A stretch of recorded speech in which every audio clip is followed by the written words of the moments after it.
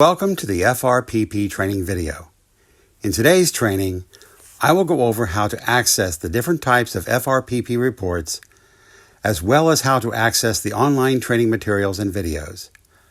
Before we proceed to logging into the application, let me go over some basic background material, settings, configuration, roles, and permissions. For this presentation, please contact your OGP liaison. The Federal Real Property Profile, commonly known as FRPP, is the federal government's inventory system. It monitors and manages data on all real property assets. This includes land, buildings, and structural assets within and outside the United States. It also includes improvements on the federal land. The FRPP reports provide an overview of the federal real property assets and the three major areas, which are buildings, land, and structural assets. The reporting dashboard provides a highly detailed reporting and customizable functionalities. These reports are beneficial in monitoring data and generating valuable business insights. The user login is via the Salesforce.com portal, which then accesses the reports that are run on GSA's D2D Data to Decisions analytics platform. In order to access the FRPP homepage, the user needs an FRPP Salesforce account. The URL is as shown.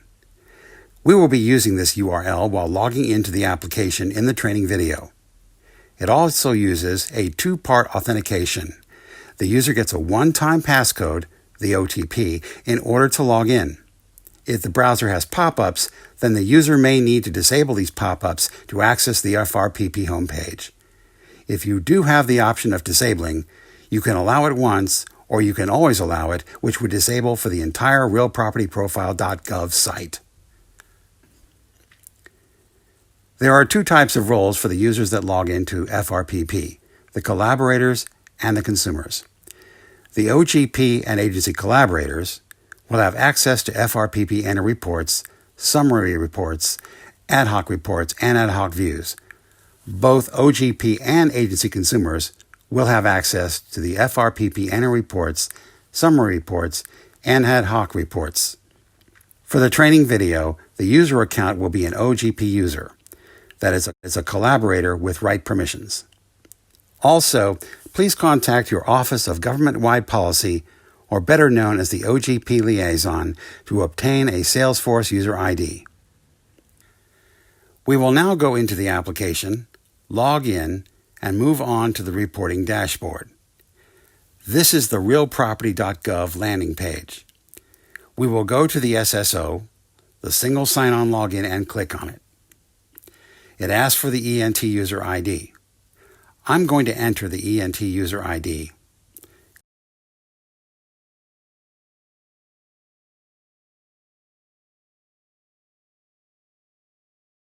Click on Submit. This is the part where it asks for the OTP. I'm going to use my phone to get a text on it and click on Submit.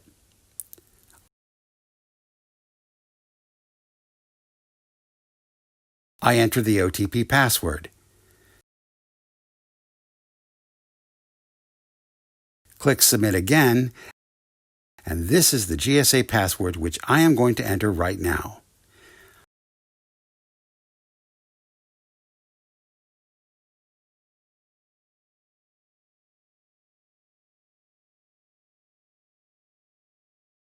I click on the plus sign. I am searching for the D2D reports.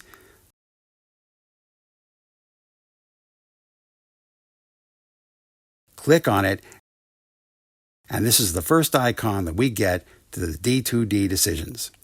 When we click on this, that's when we get the reporting dashboard.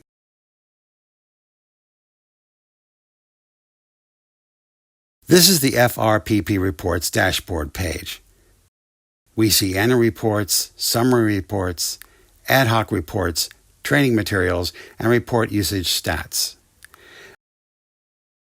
The report usage status is only available for the GSA Collaborator users. We will start with the annual reports and see how these reports are displayed. So let's click on the annual reports. This is the input control box. The reporting years range from 2012 to 2019. Let's choose 2019 for the training. Click OK.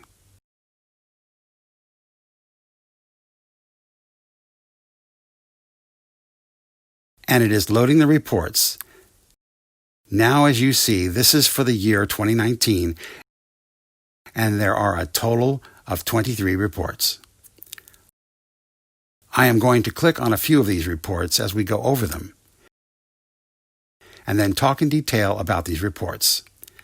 So let me just click on a few reports and they will start loading.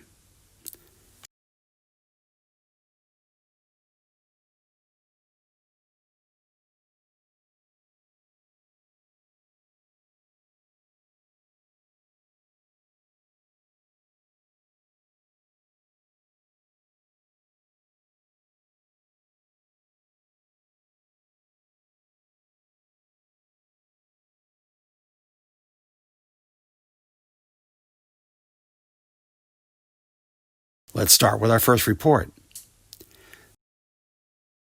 This is the annual operating cost comparison for the leased assets top 100 records with the highest increase in cost. So, if you see here, this is the year of the report that is 2019. These are all the agencies that have been included in the report. Before I proceed to explaining the report, let me just mouse over some of these menu items that are there. This is the back button that takes you back onto the web page. This is a Save As. You can save the report. This one gives you an option as to how you want to export the report. You can export it as a PDF, you can export it as an Excel or a CSV. These are the zoom buttons. The negative is the zoom out, the positive is the zoom in. Additionally, you can also put the percentage if you want to change the size of your screen. This is the search. You can put your search string in it for searching any specific content. You can also put the case sensitive or the whole word search in it. This is for working the page. You can go to the end of the page or you can go to the beginning of the page. These arrows lead you sequentially to the next page. Or else, if you know which page number you want to go to. You can just directly type in the page that you want to go to and you saw that the report got refreshed.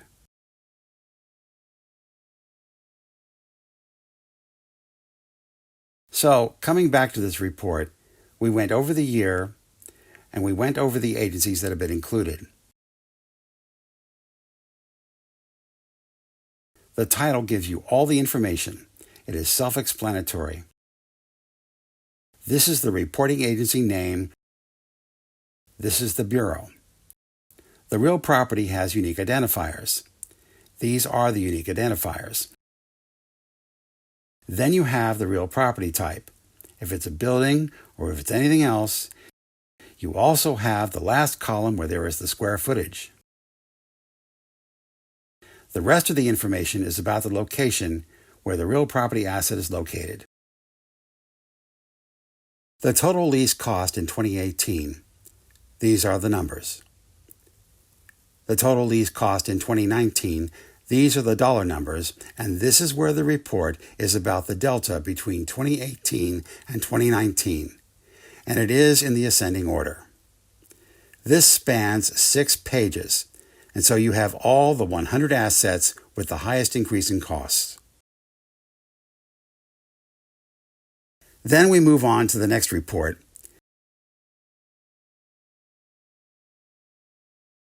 This is the agency all sales report. Again, as you see, the format is the same. You have the year, You have all the agencies that are included.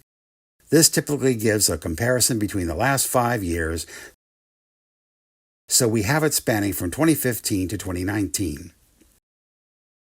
It says it gives you the number of assets and the actual sales price. These are grouped as negotiated sale, public sale, and total sale, with all the aggregates and the values. Our next report is the Agency Confirmation Summary. Here you have the authorized personnel from the agency confirming with the confirmation timestamp and the comments on the assets.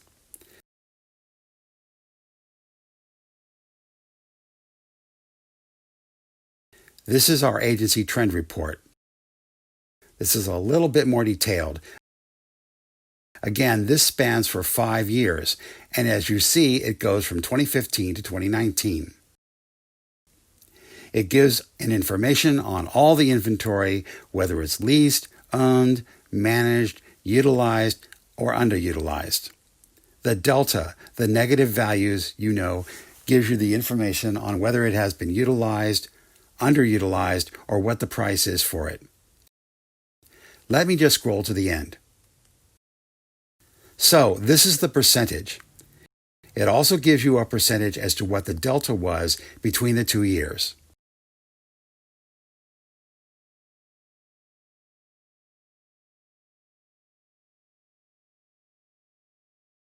So, this was the FRPP Annual Reports 2019. Let's move on to the summary reports. Again, I'm going to use the same techniques. I'm going to load a few reports that we are going to talk about. So, this is the input control box 2014 to 2019. Let's just use 2019 as our year. Click on OK. So these are our summary reports, and there are 23 summary reports. I'm going to go over a few of them, so let me just click a few reports as they are loading. We can look at the ones that are already loaded.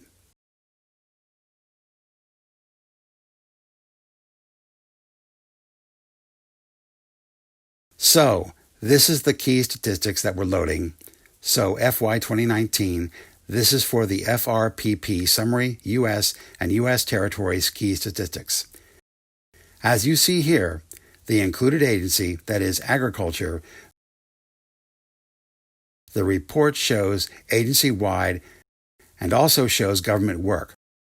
So one section is agency-wide and the other section is government-wide reporting. It gives you the number of assets, the square feet, and the total cost, owned, leased, and the total, and the same pattern runs for government-wide.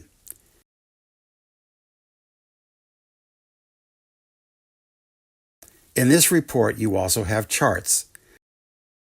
So if you have the bar chart, and if you hover over it, that is, mouse over it, you get the square feet.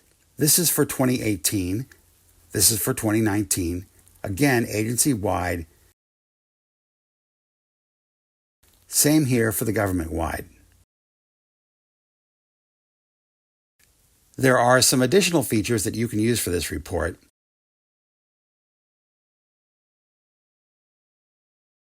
So let me expand this. So what you have here is you can select the chart measure, or you can select the agency, or both. So in this case, let us just change the chart measure to total cost, and let us change the agency to Air Force. And I am going to click on OK and wait for the report to come up with these changes. So now, as you see, the report has been refreshed.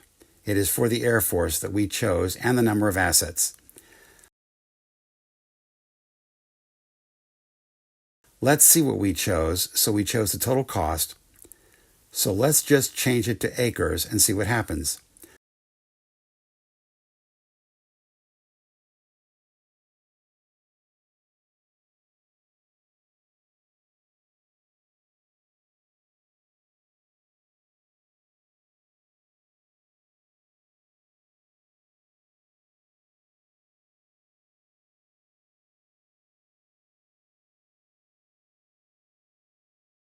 Okay, we have square feet here, the number of assets,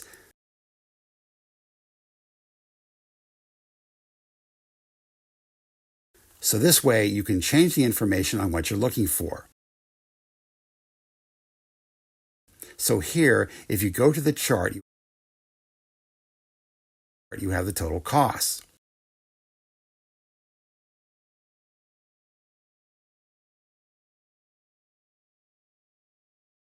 I change it to total assets, and it gives us the information on the number of assets. Let's move on to another annual report.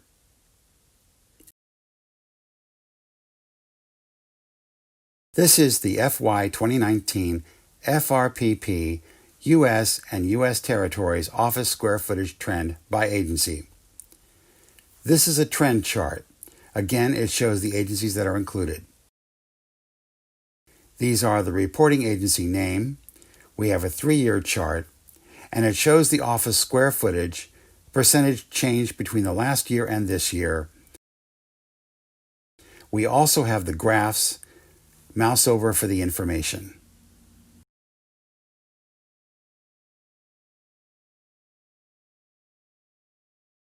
And again, as you see, there is a lot of information with the asterisk, double asterisk, single asterisk.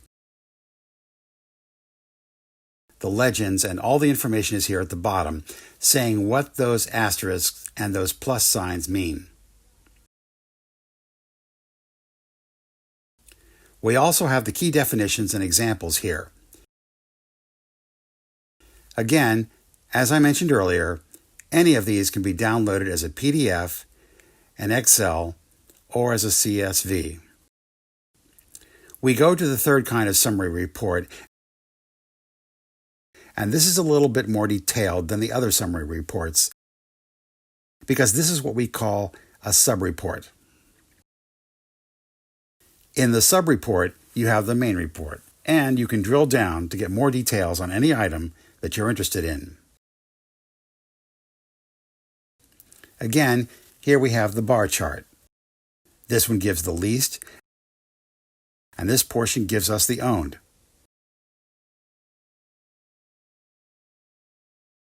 So here you have the real property, what is the building, what is the square feet, owned and managed, and then the total lease cost and the leased cost per square foot.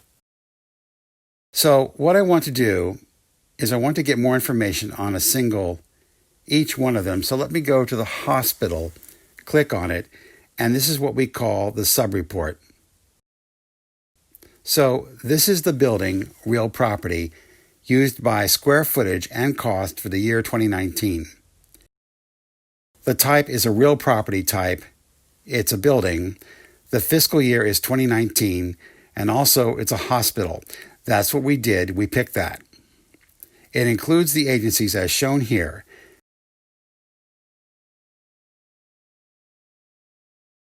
And now it has gone into the detail of the report.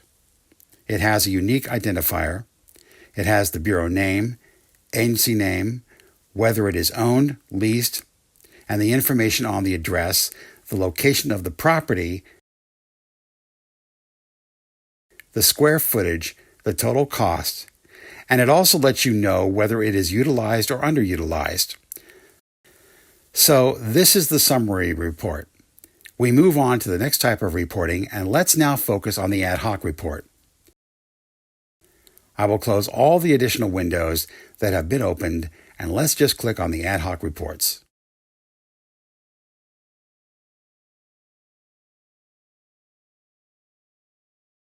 So we focus on the ad hoc reports, where we will go over some basic reports and explore the different functionality for data visualization. So here, as you can see, we have the ad hoc views. These are the ad hoc reports and the dashboards. If you click on this icon, you can view the different lists, reports, and the dashboard. Additionally, you can also create your own ad hoc views, reports, or dashboards. These are the data sources that you will pick from, and these are the domains. On the left-hand side, you will see these are the recent items. These are some of the reports that I had shown as part of the training.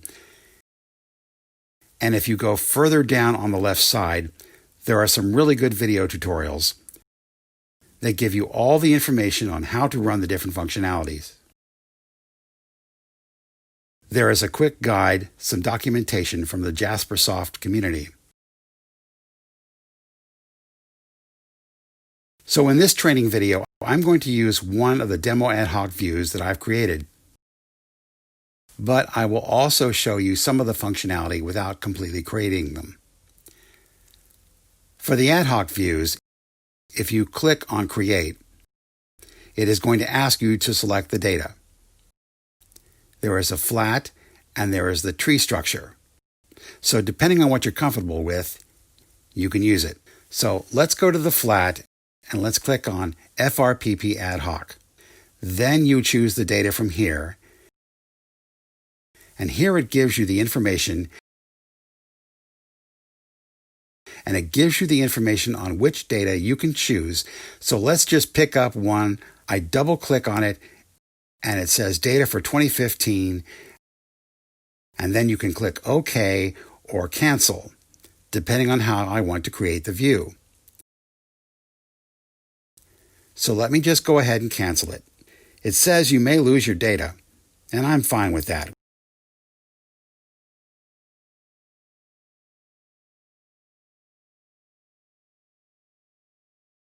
We can close this, go back to the ad hoc reports, and go to the reports. Same thing with the dashboard. You can create a dashboard, and then you have all the information here. These are the panels. You have the new content. You just drag and click it here and create the dashlets. So let me go back to one of the demos that I have created. So I'm going to the ad hoc views, modified by me, and I'm going to go into this demo.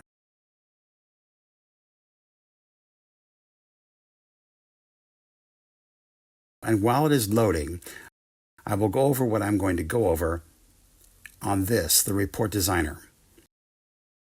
We will see the viewer, we will see the different panels, and we'll see some of the functionality that can be used.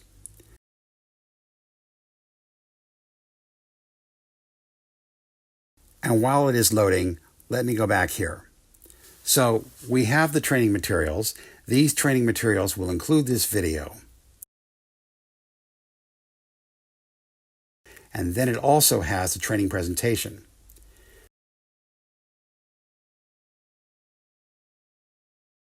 The training presentation is pretty detailed, and you can use it in addition to the training video to go over the different tasks.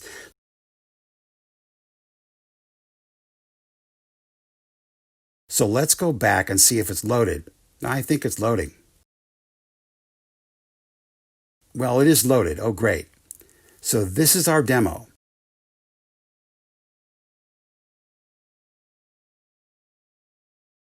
And as you can see in the viewer, there are the menus. You can mouse over, and it gives you the description. So this is between the design and the display mode. And when we are done with the reporting, we can go to the display mode and see how it looks. This is the ad hoc view. You can save the ad hoc view and create a report, so when you go to the Save Ad Hoc View, you will get a folder structure. This is very much dependent on your permissions that you have. Most of the time, we always save these reports in Ad Hoc Views Private or Ad Hoc Views Public.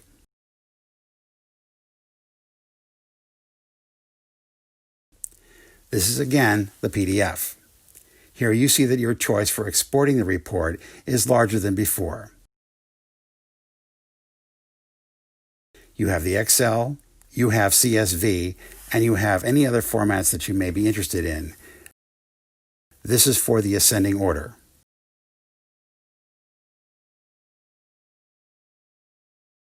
Again, this is to toggle the title bar, so either I can hide this title bar or I can display it. I'm going to let it display. This is the charts that will come back to this later.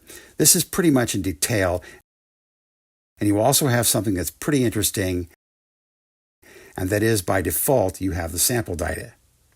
You have the sample data because it helps in the performance. You can also click down on it and go to no data.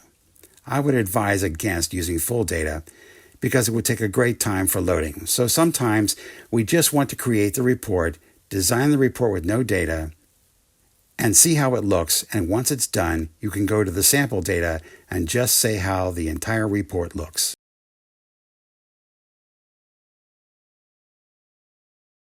Here we can shift-click and you can drag multiple items into the columns or the groups. These are the measures. And you also have the different fields in which you can do the same thing. If you want to add any new item, you just Control-Shift, and then you can just drag them here.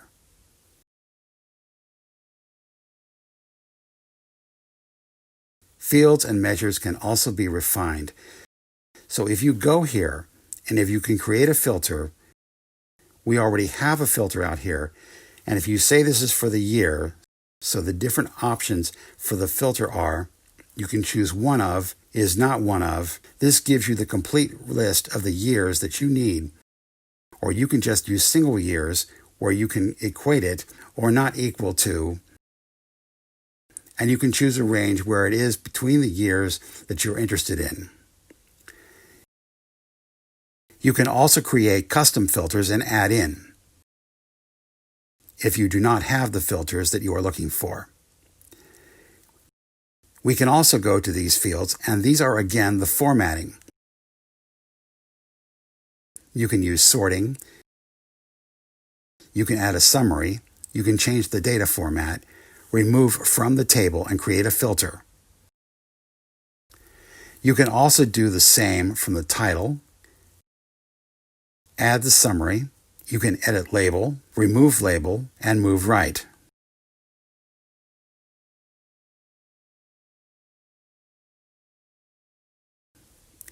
So these are some of the functionality that you can see in the viewer. For the visualization, we have a few choices that we have. Right now, you can use the table or cross-tab most of the time for the rows and the columns. But you can use any of these charts to do the visualization that you would like. There is a full series of a time series chart that you can use to create your chart.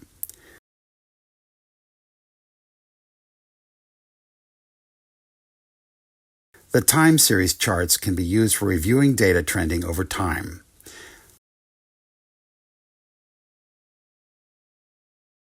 Let me try and switch this to a bar chart.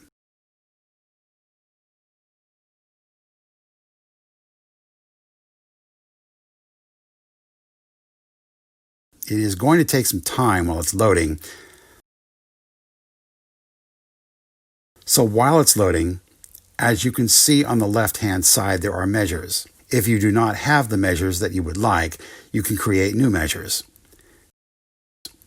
These can take complex calculations, and you can create it, validate it, and then drag and drop it as and when required. Then you can use also some other functionality, which I will show you. So here's a chart. You can brush and zoom. I will reset the zoom.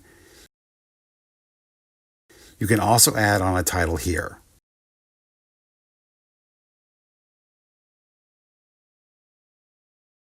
And you can share it, you can download it and save it. And you can share it with, as I have shown you, you can share it with others who have access to the reports.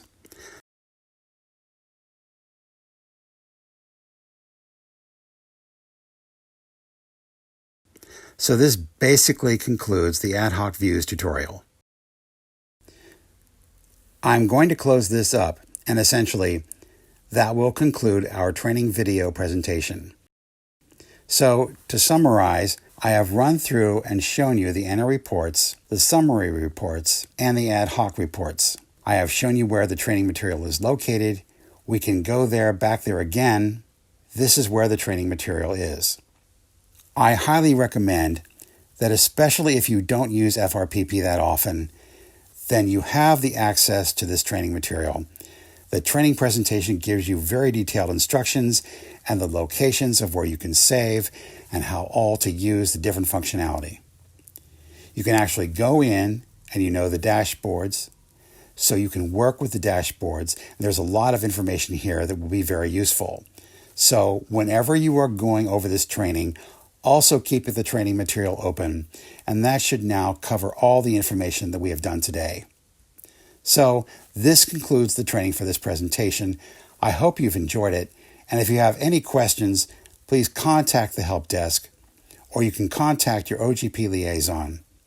As mentioned, this needs a user ID. Please contact your OGP liaison for a user ID.